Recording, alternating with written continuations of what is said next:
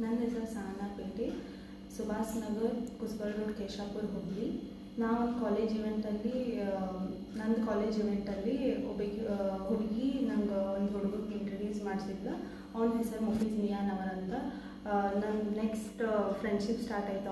ಅವನ ಕಡೆಯಿಂದ friendship start ಆಯಿತು. ಆಮೇಲೆ 1-2-3 ಮಂತ್ಸ್ ಆದಮೇಲೆ ರಿಲೇಷನ್ಶಿಪ್ ಸ್ಟಾರ್ಟ್ ಆಯಿತು. ರಿಲೇಷನ್ಶಿಪ್ ಸ್ಟಾರ್ಟ್ ಆದಮೇಲೆ ನಮ್ಮ ಪೇರೆಂಟ್ಸಿಗೆ ಗೊತ್ತಾಯ್ತು. ಆಮೇಲೆ ಒಂದು ಕಾಸ್ಟ್ ನನಗೆ ಗೊತ್ತೇ ಇದ್ದಿದ್ದಿಲ್ಲ, ಅವ್ನು ಮುಸ್ಲಿಮ್ ಅಂತ.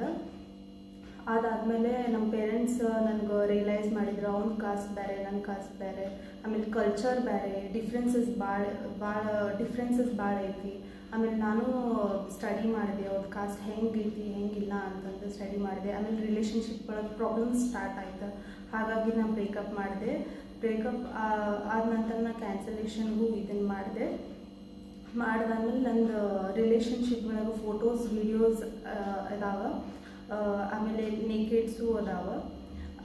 ಆಮೇಲೆ ಒಂದು 2 ಫೋನ್ಸ್ ಅದಾವೆ, laptops, pen drive, memory card, ಆಮೇಲೆ ಕಂಪ್ಯೂಟರ್ ಐತಿ. ಆಮೇಲೆ ಅವ್ರು ಯಾರ್ಯಾರು ಫ್ರೆಂಡ್ಸಿಗೆ ಲೀಕ್ ಮಾಡ್ಯಾನ ಅದು ನನಗೆ ಗೊತ್ತಿಲ್ಲ, ಆದರೆ ನನಗೆ ಬೇಕು.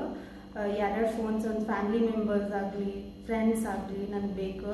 ಆಮೇಲೆ ಯಾರ್ಯಾರು ಇದು ವೀಡಿಯೋ ನೋಡಕತ್ತೀವಿ ನಾನು ರಿಕ್ವೆಸ್ಟ್ ಮಾಡತ್ತೀನಿ. ಆಮೇಲೆ ಪೊಲೀಸ್ ಇಲಾಖೆಗೂ ನಾನು ರಿಕ್ವೆಸ್ಟ್ ಮಾಡಕತ್ತೀನಿ, ನನಗೆ ಪ್ಲೀಸ್ ನಂಗೆ ರಿಕವರಿ ಆಗಬೇಕು, ನಂಗೆ ವೀಡಿಯೋಸ್ ಬೇಕು.